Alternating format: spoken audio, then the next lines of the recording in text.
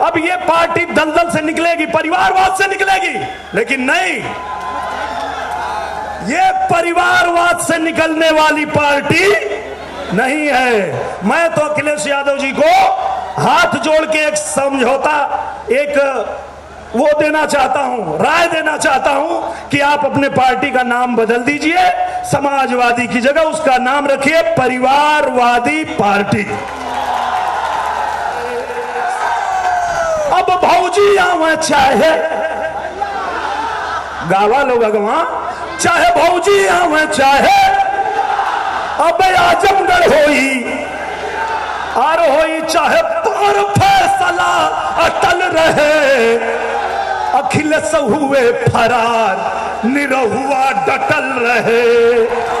संसद भवन में आप गूगल करके देखना, गूगल में मिलेगा आपको कि अखिलेश यादव ने संसद में आजमगढ़ के बारे में कितनी बार बात किया, तो आपको मिलेगा उत्तर 0। कितना? 0। तो उस दिनकर जी की 2 लाइनें याद रखिए, सिमटी बाहों को खोल गरुड़, उड़ने का जब अंदाज बदल, जो हद तेरा है छीन उसे, भिखमंगों की आवाज बदल।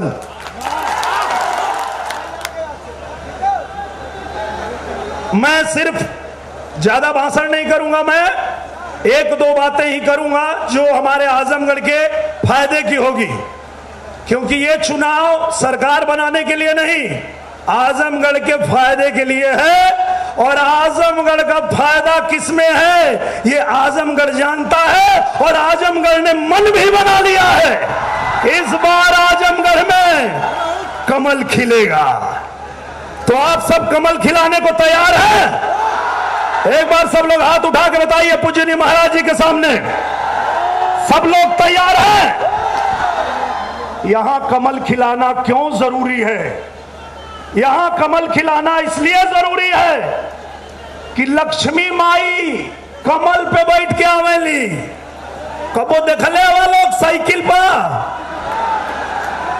हाथी पे देखले हुआ ना ना, तो कौने भरम में आजमगढ़ पड़ल हो भैया, कौने भरम में? आजमगढ़ का विकास तब होई जब आजमगढ़ में कमल खिली, कमल। और वही कमल के खिलावे खातिर के हमारे पूजनीय महाराज जी आशीर्वाद दे के मुझे दोबारा भेजे हैं। और मैं जो आप लोगों के बीच में आके बार बार दावा कर रहा हूं, गांव गांव घूम रहा हूं और आपसे ये कह रहा हूं कि आप भरोसा रखो होगा, तो वो होगा कि नहीं होगा अभी आपके सामने ही फैसला हो जाएगा। अभी मैं आपके सामने ही पूजनीय महाराज जी से पूछ लेता हूं।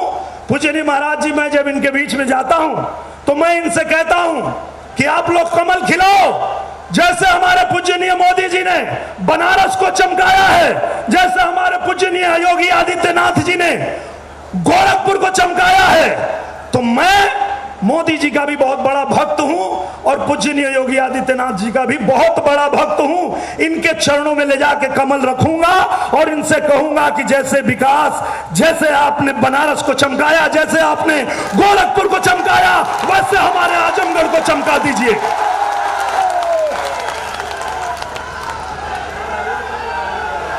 तो इस बार न जाति के लिए न धर्म के लिए, इन सब से ऊपर उठ के सिर्फ और सिर्फ कमल का निशान दबाइएगा अपने आजमगढ़ के लिए, क्योंकि यही चुनाव तय करेगा। पृथ्वीराज फिल्म आई है, देखे कि नहीं आप लोग?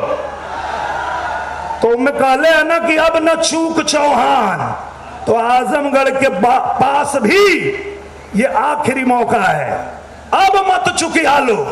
अब अगर चूक गईला तो फिर हमके दोष मत दिया लो, हम तो अपन कुल छोड़ छाड़ के आ गए। काहे? पूजनीय महाराज जी जब कोरोना काल में सारे प्रदेश के मुख्यमंत्री सोचने लगे हम क्या करें, कैसे करें, जो हमारे आजमगढ़ के लोग, बलिया के लोग, देवरिया के लोग, पूर्वांचल के लोग, यूपी के लोग, बिहार के लोग अलग अलग राज्यों में जाते हैं काम करने के लिए, रोजी रोटी के लिए, वो वहां फंस गए। और जब वहां से उनको घर वापस आना हुआ तो बड़ी मजबूरी में थे। तब पूजनीय महाराज जी ने कहा कि मैं सभी लोगों को सुरक्षित लेके अपने उत्तर प्रदेश में आऊंगा, उनके खाने की व्यवस्था करूंगा, उनके रहने की व्यवस्था करूंगा, उनके दवा की व्यवस्था करूंगा। ऐसे हमारे पूज्यनीय योगी आदित्यनाथ जी, हमारा सौभाग्य है, आपका सौभाग्य है। हम लोग भारत के किसी भी राज्य में जाते हैं, बड़े भैया रवि किशन जी जाते हैं, तो लोग कहते हैं कि आप लोग बड़े भाग्यशाली हो कि आपके मुख्यमंत्री पूज्यनीय योगी आदित्यनाथ महाराज जी हैं। वो कहते हैं कि काश हमारे राज्य को भी एक योगी आदित्यनाथ जी जैसे महाराज जी मिल जाते तो हमारा भी कल्याण हो जाता। तो अब पूरे उत्तर प्रदेश का जैसे कल्याण हो रहा है, विकास की लहर दौड़ रही है, वैसे ही आजमगढ़ को भी हमें उस विकास की लहर से जोड़ना है, डबल इंजन की सरकार से जोड़ना है। और इस बार बिना गलती किए आप लोग कमल के निशान वाला बटन दबाइएगा।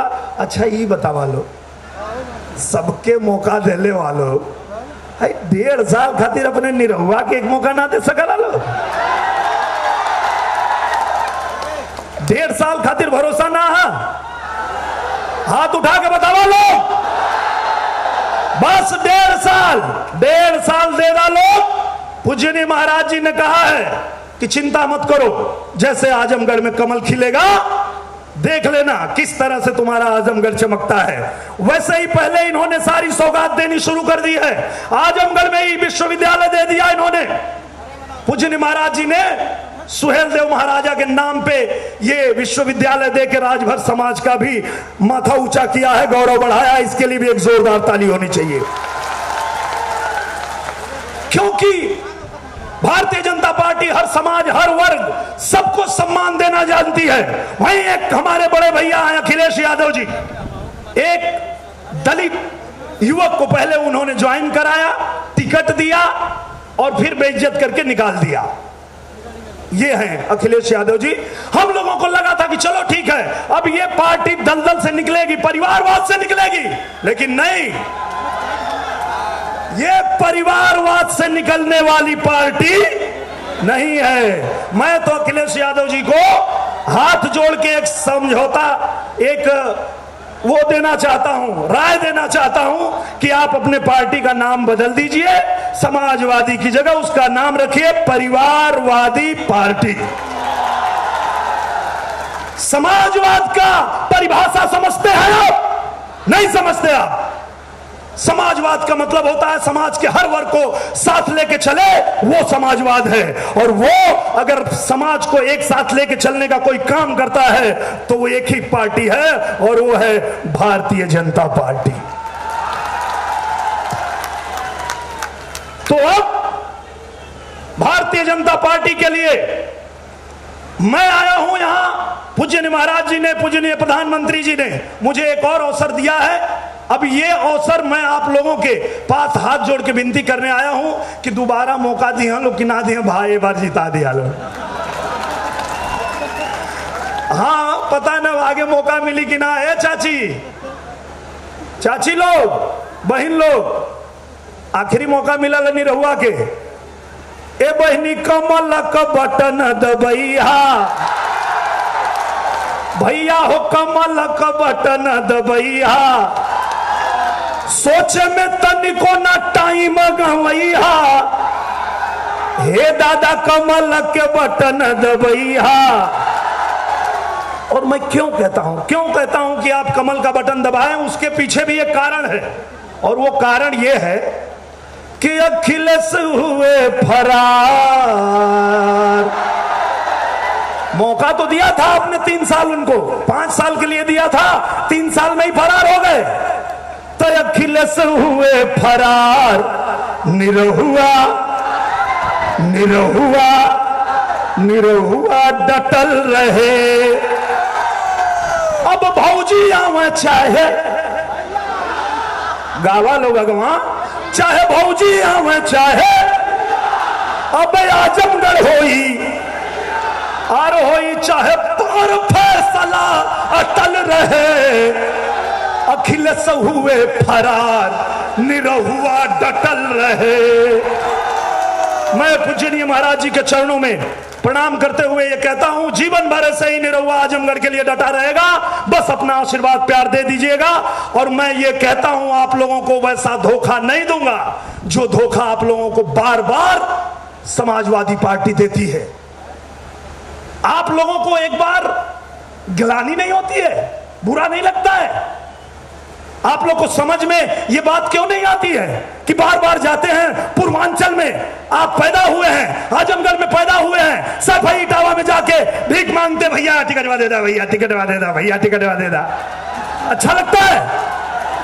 अच्छा लगता है क्या?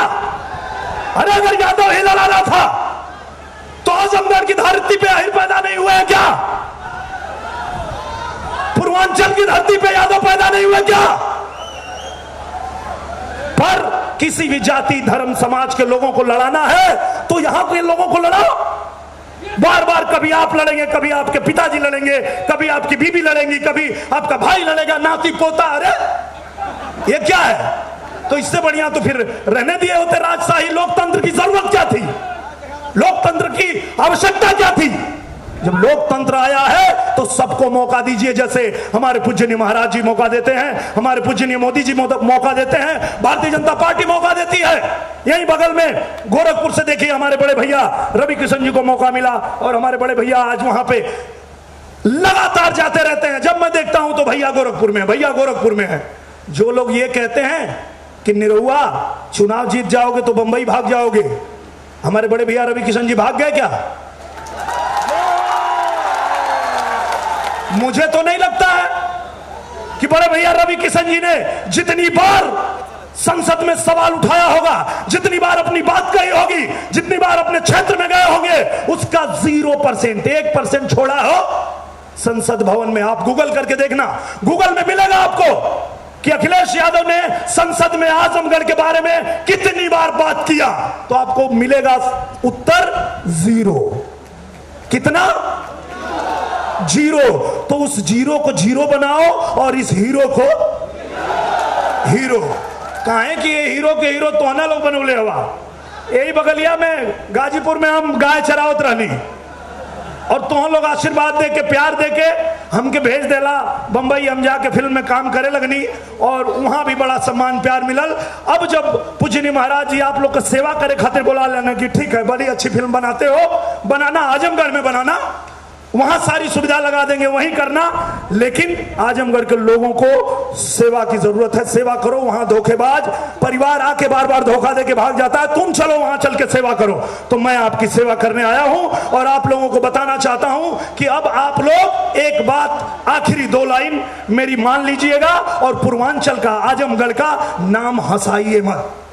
और दिनकर जी की 2 लाइनें याद रखिए, सिमटी बाहों को खोल गरुड़, उड़ने का जब अंदाज बदल, जो हद तेरा है छीन उसे, भिखमंगों की आवाज बदल। बस इन्हीं शब्दों के साथ मैं सबका धन्यवाद करते हुए अपने वाणी को विराम देता हूं। भारत माता की जय, जय श्री राम, जय भवानी। बहुत बहुत धन्यवाद।